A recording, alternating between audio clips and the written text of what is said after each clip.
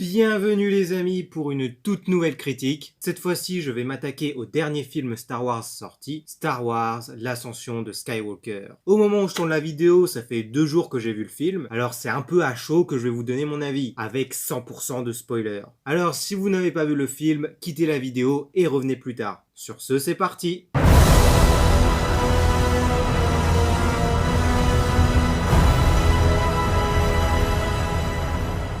Alors, qu'est-ce que j'ai pensé de ce Star Wars 9 ? Franchement, j'ai bien aimé, à part quelques petites choses, on y reviendra après. Du coup, l'empereur Palpatine est de retour, et c'est annoncé hors champ. Bon, on le savait déjà dans les bandes annonces, mais dans le film, c'est dans le texte déroulé. Et Kylo Ren va tuer l'empereur. J'ai bien kiffé cette partie, avec la musique en fond et tout, et Kylo arrive devant l'empereur. Et on apprend que c'est ce dernier qui a créé Snoke, et que c'est lui qui était les voix dans la tête de Kylo Ren, et il veut le manipuler pour qu'il tuerait. Bon, déjà, on le sait tous, l'empereur n'était pas prévu depuis le début. Quand ils ont fait l'épisode 7, ils savaient même pas où ils allaient. Du coup, c'était compliqué. Et ce film est aussi un gros doigt à l'épisode 8. Car J.J. Abrams n'a pas l'air d'avoir aimé ce qu'a fait Rian Johnson, mais pourtant, j'ai revu l'épisode 8 avant le 9, car je faisais un marathon Star Wars et mon top arrive bientôt, et comme moi je reste à lire le générique, j'ai vu que J.J. Abrams était producteur exécutif. Je vous mets même un screenshot ici, et du coup, il a quand même été sur le 8. Et il a quand même pas aimé ce qu'a fait celui-ci. C'est son droit, mais il le montre avec l'épisode 9. Du coup, c'est un peu une guéguerre entre Rian Johnson et J.J. Abrams. Et ça touche les spectateurs, et c'est dommage. Mais le film reste bien, comme chaque Star Wars. Mais je ne peux pas encore dire si c'est le moins bien ou non. Car la postologie est la moins bien, mais le film en lui-même, c'est chaud. Mais bon, quand je l'aurai revu, je vous dirai si c'est vraiment le moins bien de la saga. Du coup, revenons au film en lui-même. On apprend les origines de Rey, qui est autre que la petite fille de Palpatine, et donc l'empereur a un fils. Ou quand, comment. Et même Palpatine ne dit à aucun moment que c'est son fils. Et ni comment il l'a eu. Mais c'est quand même canon, il a un fils et une petite fille. Je vais plus revoir les films de la même manière. Mais ça explique pourquoi Rey est aussi puissante. J'ai trouvé ça bien au début, mais je me suis posé la question, d'où il devient le fils? Et on a dû tous se la poser. Et ça, c'est un des problèmes du film. La cohérence et l'incompréhension. C'est un peu BVS. On nous montre des choses que l'on ne comprend pas et qui ne vont pas être exploitées plus tard. Mais si t'as lu les comics, tu sais ce qui s'est passé. Mais là, ce n'est pas le même format. Ou sinon, tu le montres plus tard. Mais pour Star Wars, cette saga est terminée. Il n'y aura pas de suite. À part les futures trilogies qui vont sortir, mais on n'a pas beaucoup d'infos dessus, on ne sait même pas si ça se passera dans le futur ou dans le passé, mais on ne reviendra pas sur cette saga en elle-même, à part parler des événements car ça aura marqué, mais on ne reviendra pas sur le fils de l'empereur, à part peut-être dans les comics ou dans une série Disney+, mais pour cette dernière c'est peu probable. En restant sur la cohérence, c'est le comment Palpatine meurt, il jette ses éclairs sur Rey, enfin plutôt sur le sabre de Rey, et il se prend tout dans la gueule, et il arrête pas, alors que c'est la même chose qui lui est arrivé dans l'épisode 3. Mais c'était différent, du coup il aurait dû arrêter. Car il sait ce que ça fait, mais il est mort débilement. Mais en revanche, ce n'est pas incohérent qu'il dévoile son plan à Rey, car il va pouvoir prendre son corps, à ce qu'il a dit, sur les pouvoirs de la force, j'y reviendrai après, et faire perdurer les Sith, et Rey aurait, ça rime, elle aurait un intérêt à le faire car tout va s'arrêter. Et d'ailleurs, c'est un remake de l'épisode 6. Car l'empereur a fait pareil avec Luke, et c'est logique qu'il ait dévoilé son plan à Rey. Quand j'ai vu des critiques où ça disait que c'était con, j'ai pensé la même chose au début, mais avec le recul, c'est logique. Du coup, je vais revenir vers le début du film, je sais, je fais tout dans le désordre, pour parler vite fait de ce qui s'y passe. Donc, pendant la scène d'ouverture, où d'ailleurs on apprend dans celle-ci que Snoke est une création de l'empereur, et on en voit plein dans des sortes de cuves, et par la suite, Palpatine donne une armée à Kylo Ren, qui devient le dernier ordre, pour construire un nouvel empire. Et il y a des personnes qui spawnent au passage. Et on ne sait pas pourquoi, car c'est pas expliqué. On peut se le deviner tout seul, mais bon, ils auraient dû nous le dire. Après, le temps que l'empereur soit absent, ça explique le fait qu'il ait toute cette armée. Mais on sait tous que ce n'était pas prévu par les studios. Si moi je balance un truc logique comme ça au studio, ils vont me dire oui c'est ça. Après ça fait plaisir de créer quelque chose pour Star Wars, mais on n'est pas là pour ça. Donc après cette scène d'introduction, on se retrouve avec Poe, Finn et Chewie dans le Faucon Millenium pour récupérer le message d'un espion du Dernier Ordre, qui n'est autre que le général Hux, que j'ai bien aimé pour ma part. car c'est logique par rapport à ce qu'il a dit, mais à la base je pensais que c'était le mec qui ressemble à Tom Hanks, et j'ai compris que ce n'était pas le cas quand Hux a dit qu'il allait exécuter Poe, Finn et Chewie à la place des Stormtroopers. Et il se fait buter assez rapidement, mais c'est logique aussi. Donc après le début, on voit Rey s'entraîner, tout ça, elle part avec ses potes pour récupérer un objet en forme de triangle pour trouver l'empereur, mais ça ne sert à rien, car Rey et compagnie ont trouvé une dague Sith, que C-3PO a traduit en se faisant effacer la mémoire et il la retrouve plus tard. Ça gâche un peu la scène d'adieu, mais j'étais quand même content qu'il retrouve la mémoire, même si c'est un peu chiant. Mais bref. Cette dague sert à trouver l'emplacement des ruines de l'étoile de la mort sur une planète, pour trouver le GPS galactique, mais ce n'est pas très logique, car l'étoile de la mort a existé après ce qui a été écrit sur la dague, et elle se déplaçait. Alors ça veut dire qu'ils ont deviné où allait être détruit l'étoile de la mort pour que les futurs Sith trouvent Exegol. C'est un peu bizarre. Mais avant d'aller sur cette planète, ils sortent de la grotte en soignant une sorte de serpent géant. Rey a dû l'apprendre dans un livre, ça me paraît logique, car elle s'est entraînée et a lu les bouquins, qui d'ailleurs n'ont pas été détruits dans le 8, encore un doigt à ce dernier. Et ils sortent de la grotte, mais avant ça, ils ont croisé Lando qui ne sert pas à grand chose dans le film, ils leur donnent des infos, et vont se faire poursuivre par des Stormtroopers, et vont se retrouver dans la grotte où se trouve le cadavre d'un chasseur de Jedi avec la fameuse dague. Je sais, j'ai un peu tout mis dans le désordre.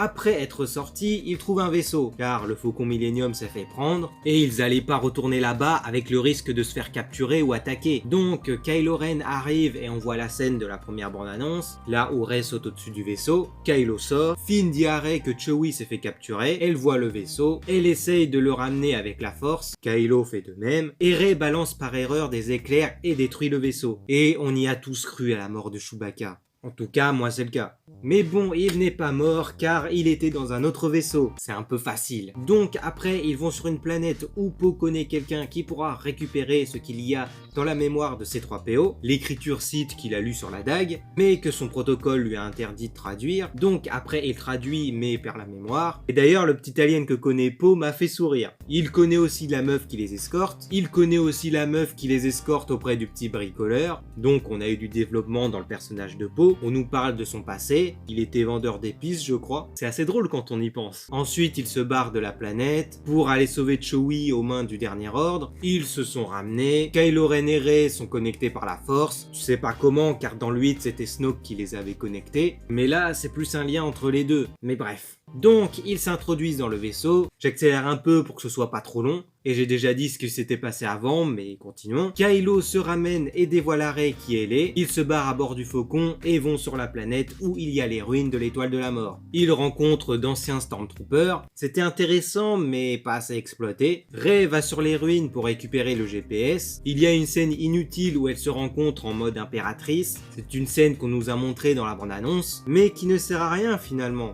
Déçu quand je l'ai vu. Après, elle récupère l'objet, Kylo Ren débarque, détruit l'objet, et les deux se battent. Un combat que j'ai trouvé assez stylé et bien chorégraphié. De toute façon, les meilleurs combats au sabre laser sont dans cette post-logie, objectivement. Kylo prend le dessus, mais Leia appelle son fils, il est distrait et il se fait transpercer par son propre sabre. Et Leia meurt, ce qui était inévitable. Ça m'a fait bizarre, mais ça m'a pas choqué, car je m'y attendais. Comme Carrie Fisher est décédée dans la vraie vie, du coup il fallait le faire. Et les trois personnages principaux de la trilogie originale meurent dans cette post-logie, pour laisser place à la nouvelle génération. Et ça c'est beau. Donc Kylo agonise, mais Rey le soigne. Perso, j'aurais préféré qu'il meure à ce moment-là, et il se serait repenti en agonisant, et Luke serait venu lui parler, ou même Anakin directement. Ça aurait montré que rester du côté obscur était inutile, car Anakin était Dark Vador, et il est revenu du côté lumineux. Mais à la place, tu as Han Solo qui débarque, c'est dans la tête de Kylo, et il se repentit en jetant son sabre. J'ai trouvé un peu dommage qu'il redevienne gentil, car Rey reste du côté lumineux, et si l'inversement entre les deux se serait produit, ça aurait été cool et mieux, mais ce n'est pas le cas. Donc Rey va sur Exegol retrouver l'empereur, mais avant ça, elle va sur la planète où se trouvait Luke dans l'épisode 8, il apparaît comme fantôme de force, et il peut toucher des objets, c'est nouveau ça, et il lui donne son X-Wing qu'il avait dans la trilogie originale.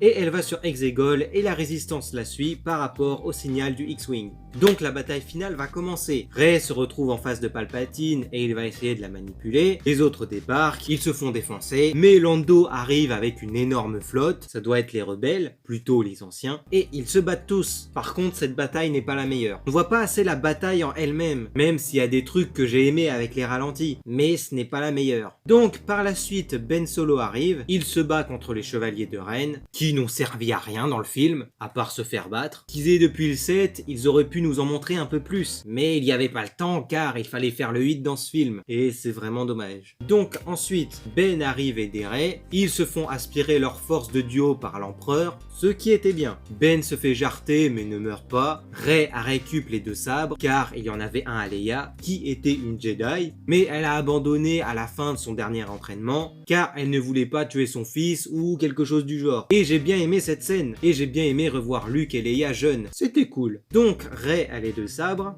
et se relève grâce à l'appel de beaucoup de Jedi. Pas tous, mais ceux que l'on connaît. Car tous les Jedi, ce serait plus d'1 milliard de voix. Mais on a eu Mace Windu, Yoda, Anakin, Qui-Gon Jinn, Ahsoka, Obi-Wan, etc. Apparemment, il y avait Ezra et Kanan de Star Wars Rebels. Mais bon, j'ai que reconnu Yoda, Luke et Obi-Wan. Et ce sont les mêmes acteurs. Et ça, c'est cool. Après, on a une scène qui est similaire à Avengers Endgame, où Palpatine dit qu'il est tous les Sith, et que Rey lui répond qu'elle est tous les Jedi. Un peu à la Tony Stark, je trouve. Et l'empereur se fait déglinguer débilement, comme je l'ai dit plus tôt. Mais Rey meurt et Kylo vient lui redonner la vie, et elle l'embrasse. Par contre, ça c'est nul. Ça ne sert à rien et à aucun moment on te dit que les deux veulent se pécho. Mais ensuite, Ben meurt et disparaît comme Leia au même moment. Ensuite, Rey va sur Tatooine pour enterrer les sabres de Luke et Leia à côté de la maison des Lars, car c'est leur maison, ne l'oublions pas. Une vieille dame demande à Rey qui elle est. Elle répond qu'elle est Rey Skywalker en regardant Luke et Leia qui apparaissent en fantôme de force. J'aurais quand même aimé qu'il y ait tous les Skywalker qu'on connaît. Anakin, Luke, Leia et Ben. Mais bon, c'est pas le cas. Alors là, je sais que ça a divisé pas mal. Mais c'est bon comme mauvais, car les Skywalker existent toujours à travers Rey, pourquoi eux spécialement je sais pas, et c'est mauvais car elle accepte pas qui elle est, et le film essaye de dire ça à la base,